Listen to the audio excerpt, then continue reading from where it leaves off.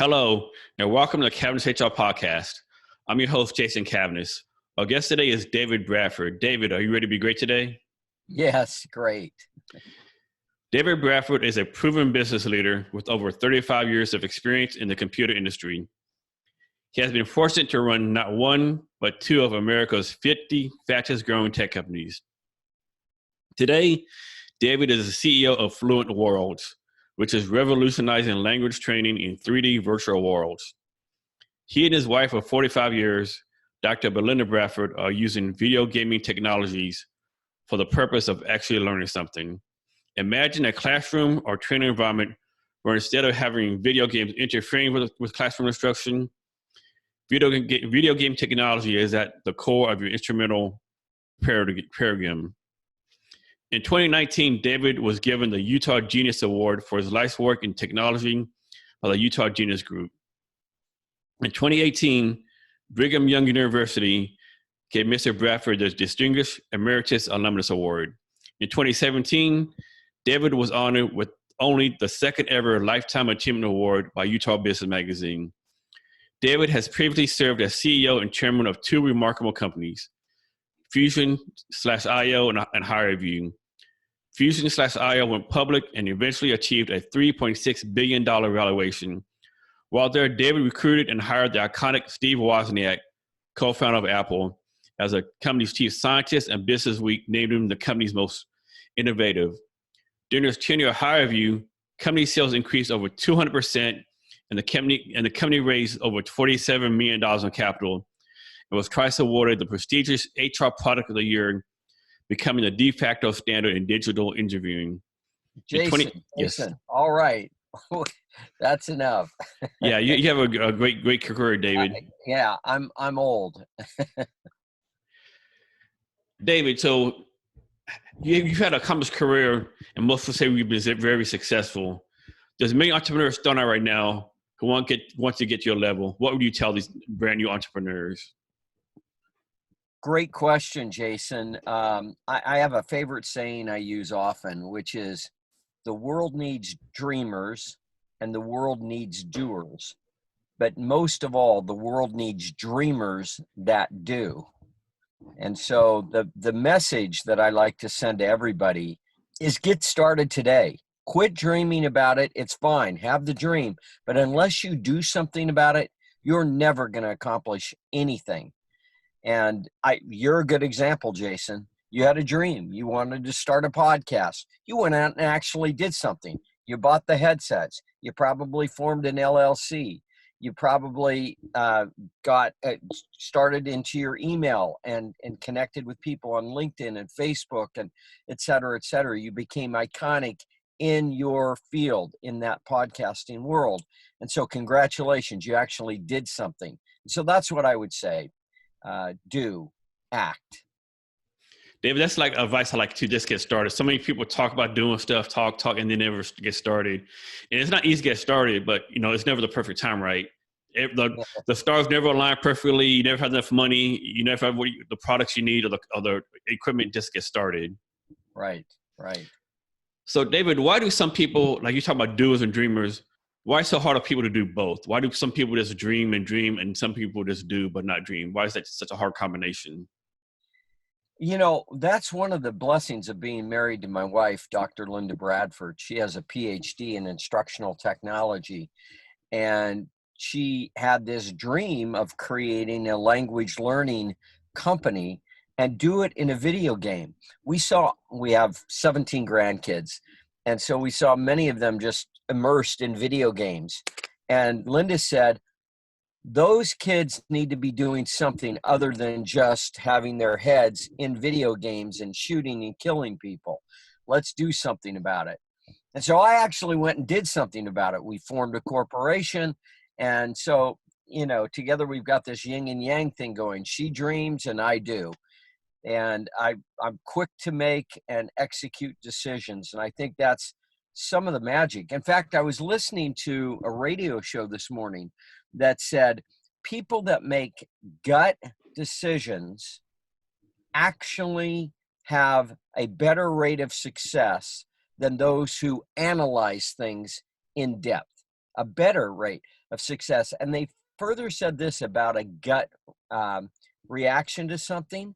They says your gut has more surface area and nerve area than essentially any other part of your body. And so when they say people make a gut reaction, they actually do. There are sensations that occur in the gut that allow them to go ahead and make decisions. Anyway, so that's a little bit about Linda and me and why, we've got a nice combination going. So David, the neo generations, millennials, generations, they're all in on tech, right? They pretty much just integrate on their lives. It's all in. Why do like some of the older generations like either don't understand that or like think it's a bad thing? Well, listen, any technology, I point out in my book, I pointed out that, whatever technology is out there, it can be used for good or for evil. And so we've chosen in our life to take those forms of technology and use them for good. There are people that are all super, worried about social media and how people get immersed in that. And yes, there is an issue there, but it can also be used for good. I mean, I've connected to 30,000 people on LinkedIn, and I use that in a business context every day to build relationships. I was just sending emails from Starbucks before I came and met with you, Jason, to a series of people with whom I've recently connected on LinkedIn, because I'm looking for a great social impact investor. LinkedIn gives me the ability to go in, refine my search, and find social impact investors and connect with them, and then send them email, and we start a dialogue. So yes, social media, good, bad, evil, black and white. You can use it for light and to create good things. And so people in the older generation just need to understand that. Yeah, it's like whenever new tech comes around, people are told like use like yesterday, right? If you think about it, when typewriters first came out, that was kind of tech, right? I'm sure people were against typewriters, And it was fine until you had to correct a mistake in your typewriter. And then they invented that white tape that you could put over, and so you could eliminate your mistakes. That was pretty cool. I remember that innovation. Yeah, I remember those days too. Yeah. And talk a little about LinkedIn, because I don't think a lot of people use LinkedIn as a full potential. Like some people, LinkedIn is just for looking for jobs, but the potential of LinkedIn is, I don't think, even like maybe 10% tapped right now. Absolutely. LinkedIn is powerful, and it's in for the long term, and it's an amazing tool if you learn how to use it. And to your point, Jason, many people wait to use LinkedIn until they need a job. Folks, the time to start using LinkedIn is today, before you need a job. So get that profile out there, get it posted, begin to interact, begin to post, etc. And you will find great connections that you can make there. And then when you get fired from that job, or when your company merges with another company and they have to downsize, you'll be ready because you have a profile out there. You're active already on LinkedIn. But if you wait, until, you need a job to go out and start doing those sorts of networking, then you're at a deficit. Because that job you're in right now, you're going to leave that job sooner or later through some kind of way. Yeah. So David, of course, one pet peeve at LinkedIn, you always connect with people on LinkedIn, and it happens once in a while. Like within a minute, someone sends you this 10,000 word essay, why you have to buy that stuff, or you'll fail as a human being, right? But that's, pretty far between, fortunately. Right. That's the rarity. You do get lots of requests to connect from India and other places around the globe. At least I do. With everybody's got a great IT solution that's going to revolutionize my business. But, you just click and say ignore, and, I don't know this person, etc. And so they're easy to quickly go through there. The harder ones, the edge cases on who to accept or not accept, is you got to go in, you looked at their profile carefully, and then understand who has recommended them, who has clicked on I endorse this person, etc. So that's really important. Sometimes I'll get a request for someone and it'll say they have 500 plus LinkedIn connections. Well, that's great, But then I kind of probed down a little bit further into their profile, and I begin to understand they've never been endorsed by anybody, et cetera, et cetera. And so you can pretty much decide, hey, I'm going to ignore this connection request, because I like to see people that have been endorsed or recommended actively on LinkedIn. One thing I like LinkedIn too is like just we said, I guess just get started on LinkedIn. Just ask for help. I've seen so many times when somebody says, "Hey, I just got laid off. I don't know what I'm doing," or just and you literally like within minutes, hundreds of people wanting to help. Yeah. Yeah, no, I've hired significant people using social media. My chief financial officer at Fusion.io came from a Facebook connection that I made. I just posted something looking for public company CFO. I posted on Facebook, and an old friend of mine who had been at Morgan Stanley years earlier came back and said, "Hey, you should be talking to Dennis Wolf." And Dennis was a Silicon Valley publicly traded CFO kind of guy, and connected with Dennis on Facebook. And lo and behold, I hired him, and he was a fantastic chief financial officer for me. And I've done that numerous times on LinkedIn. David, can you talk about your role as an advisor to the Women Technology Council of Utah and why serving this role is important to you? God bless those women. I absolutely love Sydney Tetro and Sarah Davis and the people that founded that. Again, going back to what I said earlier, they actually did something. They saw a problem out there. Sydney Tetro has been a friend for 2 decades. Software programmer, got started out in that area and saw the dearth of women working in tech. And she says, you know what? I'm going to do something about this. And so she formulated a small little group with Sarah and Kristen Wright. And here we are, from a standing start. I think it was about 12 years ago, they asked me to be on their advisory board. And I said, sure. And gosh, they probably had 25 people at the time. Now there's more than 2,000 active members of the Women's Tech Council of Utah. And it's probably one of the best in America. And so I would encourage any women listening to this to join your local tech council, get involved, et cetera. There's still far too few women working in, software development, computer sciences, engineering, programming, et cetera. So for this council, are these females looking for jobs? They college students? What's like the demographic? Oh, their demographic of their membership is, ladies 6 or 18 to whatever. And, but people that are working in a technology related field, et cetera, or people that want to work in a technology related field.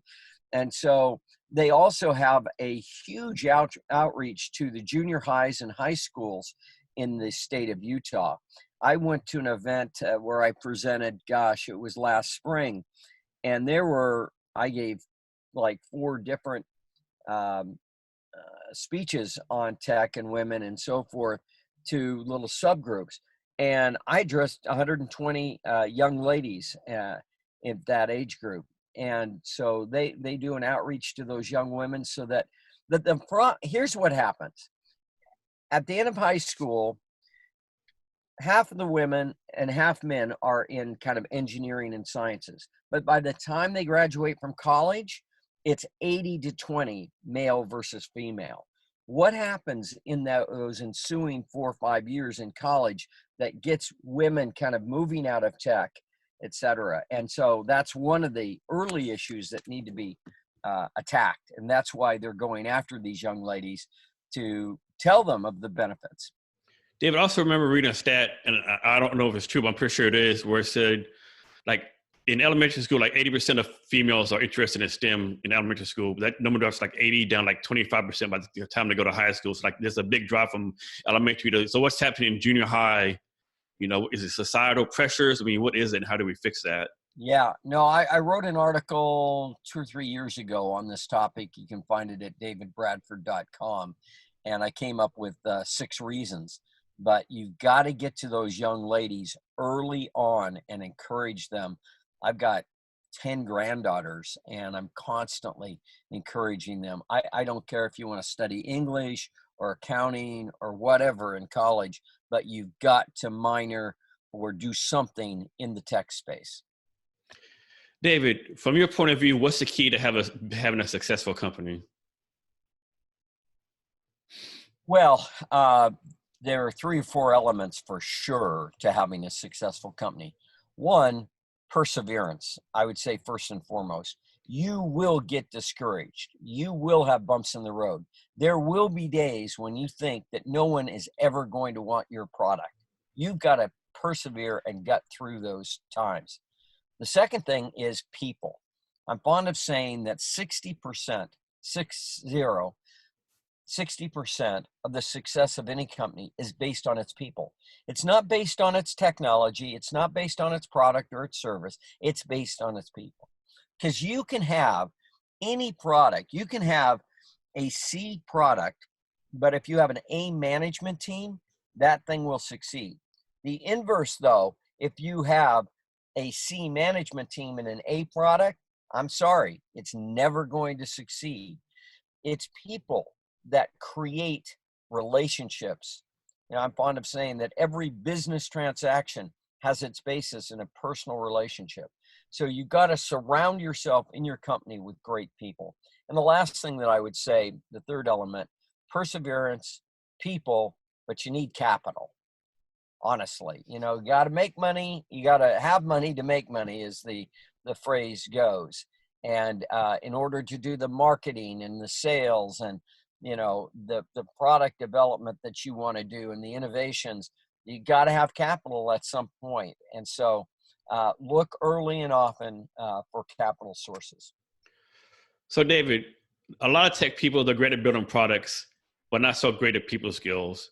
How do we train up these tech people, maybe get better people skills? Is it just something they don't have and they can't learn, or how do you advise these people? This goes to a point about networking. I wrote a book some years ago called Up Your Game, 6 Timeless Principles for Networking Your Way to the Top. And I constantly give speeches on this. And as I do that, oftentimes the number one question is, hey, I'm a nerd. I sit in the corner. I don't know how to connect. You have all these big flowery things about how you want me to go out and network. And yet I just don't have that skill set. It's not built in me. My typical response to them is, have you ever asked anyone a question? And they pause and, well, of course. I says, the skill of learning how to network and to create relationships is the simple ability to ask questions, to be curious. You're doing that now, Jason, and you do a great job at it. It's a natural thing for anybody to be curious about other people. And so I call it the C word, be curious. Simply ask questions. And that's how you start to form relationships. And at first, hey, they're going to be surface questions. They're going to be, hey, where did you grow up? What high school did you go to? What university did you attend? What do you like to do for your hobbies, et cetera, et cetera. And so you start on a surface level. And as you do that, they begin to reciprocate and they begin to ask you questions. What is your background? What is your passion in life, et cetera, et cetera. As you interact, then you find areas of commonality. As areas of mutual interest are found, then trust is formed. And when trust forms, everything in the relationship accelerates. So I would say, though, it starts by asking questions and being curious about your fellow man. David, we talk a little bit about fundraising. When should a company start fundraising, and how to go about the process? Someone has an idea that has traction, but they're no investor, so maybe they're not in Silicon Valley or Utah. Maybe they will say they're in Little Rock, Arkansas. Right. I mean, because fundraising is a challenge. It's a full-time job. You already have a full-time job as an entrepreneur. It's a lot of balance, right? And how do you make those decisions? One of the things that I like to do is to form an advisory board early on, especially if you're in Little Rock, Arkansas, right? Or Omaha, Nebraska, or, not a tech center, et cetera. You need to surround yourself with knowledgeable people. And one way to connect with them is via LinkedIn, And so but you've got to surround yourself with really smart people that can advise you on where you might find capital. The secret of finding capital is connecting dots together. You know, in my language learning area, for example, FluentWorlds, we're doing massive social good around the globe with FluentWorlds. As people learn English, they can accelerate their lifetime earnings by 10x. That does a massive amount of social good. And so I'm trying to find social impact investors that love that messaging, but also want to find a profitable revenue model. And so I try to connect those dots together. For someone else, it might be that high net worth individual that has a passion for what you're doing. Maybe you're in the carpet laying business. Well, go find the guy that founded the largest carpet, cleaning company in the world and ask him to be on your advisory board. Surround yourself with strategic advisors that can help you and help you raise capital. David, earlier you talked about perseverance of startup founders. Everyone knows they got to keep at it, persevere. But what is there a time that comes like you should say, you know what, I've been doing this for X amount of years. I'm not meeting any of my goals. I need to do something different. Yeah, that's a fair point. And not every startup succeeds. Maybe it's the wrong people that you have on your team. Maybe you haven't been able to find capital. Maybe the marketplace isn't feeling the same pain that you see. I talk about pain points a lot as I give speeches because, unless someone is feeling enough pain in their business or their personal life, they're not going to get out their checkbook and write you a check for whatever your product or service is. And so find those pain points that people are experiencing enough pain to where they'll write you a check to help to buy your product or service to improve their life. If that is not resonating, if people are not writing you checks and you can't see in a foreseeable future how they will, well, you got to change your product, or you got to change your revenue model, or you got to go and do another business, because got to find people that are experiencing pain that are willing to write you a check to solve their pain. Also, it's amazing to me how many people start a business without validating their idea. They just, they might ask their mom or dad or parents or best friend, is this a good idea? Will you buy it? Of course, they're going to say yes. And they invest all this time and money. And before you know it, they're like, what's going wrong? But they didn't validate their idea. Right. Yeah. That's part of the pain point, is to validate that idea. Hey, I know you like my product, but would you pay money for it? And there's a great survey software company called Qualtrics, which is based in Utah, by the way, and they just sold to SAP for $8 billion in cash, $8 billion. Anyway, I use Qualtrics a lot to validate and test out ideas and so forth. So a little tip for you. And one thing I learned because I have my own, I'm trying to do an HR tech company myself. And one thing I learned early on when I validated my idea, if you told people about your company, your idea, they said, oh, that's a great idea. That really means that they don't care. It's when the people start asking questions, like detailed, tough questions. That's okay. Now, they're asking questions now. And some of them I don't have the answer to, right? So maybe to me, that lets you have something, at least to my point of view. That's really a good point, Jason. I've had that discussion a number of times with my wife. We'll go into a meeting and, why are they pushing back so hard? What, why don't they understand this or that? And, I just say, hey, my experience is the harder the questions, the better the opportunity. And sometimes that's hard for new entrepreneurs to learn or accept, right? I have the best company every here, unicorns and rainbows. Why they ask all these questions, not realizing that that's the tough questions because they want to know more about your company, what your plan is. Yeah, absolutely. So David, you've been a lifelong entrepreneur. Why do you continue to start companies? Well, I have another favorite saying that I use. I say, I choose to use my success not as a hammock, but as a springboard. And so, my mom's 96 and a half. And she gets up every morning and she says, David, this is going to be the greatest day of my life. Something great is going to happen to me today.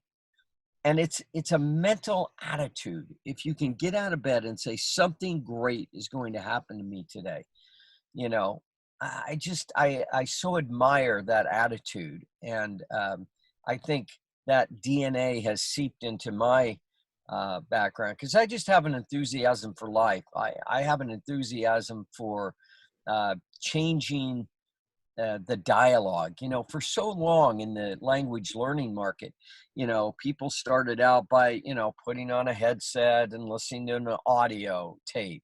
And then it came to an app like Duolingo or Rosetta Stone or Busuu, Babbel, etc. And those are nice apps, but they're all kind of flashcard based.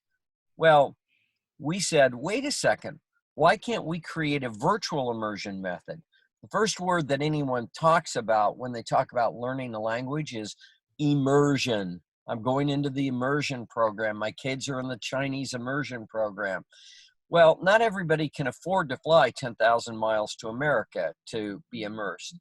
And so that's what we created. We created a virtual experience where people can walk into a grocery store, a restaurant, a hotel, and have interactions and learn the words, phrases, and sentences that they need to utilize in those contexts.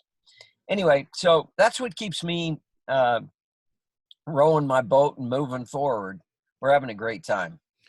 So David, kind of off the subject, but you bring a good point. Like in previous generations, when people retired, you know, they got the rocking chair out, you know, play golf. If nowadays it's like people 50, 60, even 70 are starting companies, staying involved, they're traveling. It's like they're like more engaged. It's just I think it's just a great change in philosophy now. You know what? Not that money means everything to me, because it clearly doesn't. But it, and they say that because, kind of laughingly, we've spent $7 million building this great next language training platform, and certainly has not, you know, monetized quite yet, but we're just in the process. We're in the early stages, but we've spent substantial dollars kind of changing the language training world, and we will get there, I'm confident. But you know, people are surprised when I say I've made 90% of the wealth in my life after I was 55. Think about that. You know, people go, oh God, I'm never going to make it, whatever. I tell you, I mean, I did okay, certainly early in my life and early in my career, and it provided a platform. But yeah, 90% of the wealth came after I was 55. And, you know, regardless of who your football team is or whatever, you know, like the Cowboys, not like Cowboys, to me, you have to admire Jerry Jones, what he's done, right? I mean, he built Cowboy Stadium. He's involved. I just think like he's he's doing these great things, I think, you know. You know, I have mixed feelings on Jerry. Listen, he's created a valuable asset. I think it's the most valued, highly valued sports franchise in America. Congratulations, Jerry. And even bigger congratulations, because they have not won a playoff game in 25 freaking years. And yet they continue to be the buzz. And I look at that thing and I go, what the heck? You know, that's a losing proposition. They can't even win a playoff game. You know, look at all the other teams, you know, winning playoff games. And, you know, they never, ever get the press or the pub that Jerry and the Cowboys get. So it goes to show you, maybe I'm wrong. Maybe you can have a C product, and succeed, because Jerry Jones is kind of a genius. So I give him credit for creating at least this perception of success, because the truth is they've not really succeeded in the last 25 years. No, they have not. No, they have not, unfortunately. I'm a big Cowboys fan too. It's just killing me. Yeah. Well, I think you got to start a bit from scratch. You know, Dak Prescott's a fine quarterback, but he's never going to be an A-level quarterback. So no, definitely not. And then I'd say go get Tom Brady, but nah, Brady's not going to do it at 42. So Yeah, you're going to have to draft some, Deshaun Watson or Lamar Jackson or, Aaron Rodgers or, someone who, and here's a tip for you. Go out and get Taysom Hill from the New Orleans Saints. Did you see what he did last Yes. Sunday? I mean, that team couldn't move the freaking ball. You put Taysom in, they run down and score a touchdown. You put Taysom in, they run down and score a touchdown. I love Drew Brees, and he's great, but he's getting a little older. Anyway, Taysom's remarkable. So, Dave, you talked about us a little bit about your company. What's your vision for the company? Well, we want to create the world's next great language training company. That's, flat out what our intent is. I see this company being 100 million in sales in 5 years and so forth. So that's what we're going to do. And I've got a great team around me. We've got an active team, about 15, and would like to raise some capital at some point. I've been able to fund this, basically by myself along with my wife for the last few years. But to really accelerate our growth, I need an infusion of capital. So that would be a good thing. Yeah. And David, are you using like AR, VR technologies for FluentWorlds? No, really think about it more of just playing a video game on your smartphone. I can quickly show you here. Your guests, I think, will be excited to see this. And so I don't know if you can see that on I can see it. Yeah. So welcome to FluentWorlds. And so I've clicked here. And now you can choose one of 57 different categories. You can go to a restaurant. So I'll click on, this one's getting a loan. And so now I'm teleporting to a bank. And there's a character in the 3D world. And then, hi, it's nice to see you. And then we have speech recognition built for us by the father of the Amazon Echo. Hi, Lisa. It's wonderful to see you too. Hi, Lisa. It's wonderful to see you too. I will help you get a loan today. You can borrow money from the bank. So hopefully, I don't want to take up all the time, but I did want to show you that. And I think you can get the idea that, hey, you're in a bank. You're learning how to get a loan. You're learning the phrases and the sentences in context. So is it safe to say this is a passion project for you? Oh, well, I think you hear from my voice that it is we're completely passionate about it. But unless there's an underlying revenue stream, passion's only going to get you so far. And so the underlying revenue stream is we charge people $10 a month to utilize FluentWorlds. And if you get 1 million users at 10 million a month, or $10 a month, that's 10 million a month in revenue. And I'm screwed up on the math now. If you get 1 million users paying you 10 million a month, or paying you $10 a month, that's 10 million in monthly sales, or $120 million annual revenue company. Do I think we can do it? Absolutely. David, I understand you have something for our listeners today. What's that? David, I understand you have something for our listeners today. Oh, absolutely. I have this great book I mentioned earlier, Up Your Game, 6 Timeless Principles for Networking Your Way to the Top. I'm happy to send a copy to, a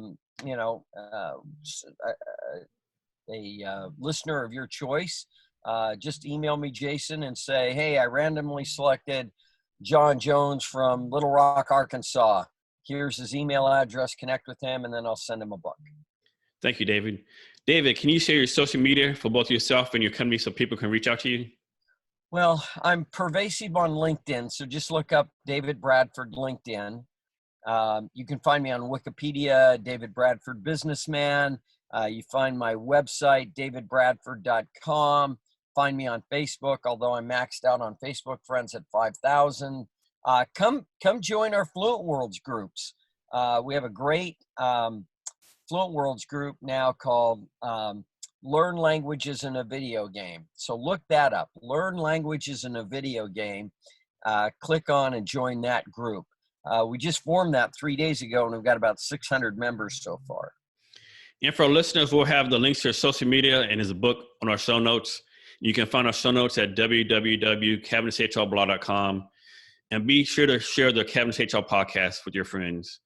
David, we're coming to the end of our talk. Can you provide any wisdom or advice on anything you'd like to talk about? Yeah, folks, just go out. You're going to make mistakes. You're going to trip over your feet. You'll fall down, but you're going to get back up and just do. Remember this, perfect is the enemy of the good. That's kind of a subtle thing, but think about it. People will analyze things for months to get it just perfect, to get it just so. The best thing you can do is execute today. I think General MacArthur once said that a plan, how did he say it? A plan violently executed today is much better than a perfect plan executed a month from today. So go out and do it today, make mistakes, reiterate, reform yourself, and move forward. Jason, thank you so much. It's been a pleasure. No, David, thank you for your time. I really appreciate it. And to our listeners, thanks for your time as well. Remember to be great every day.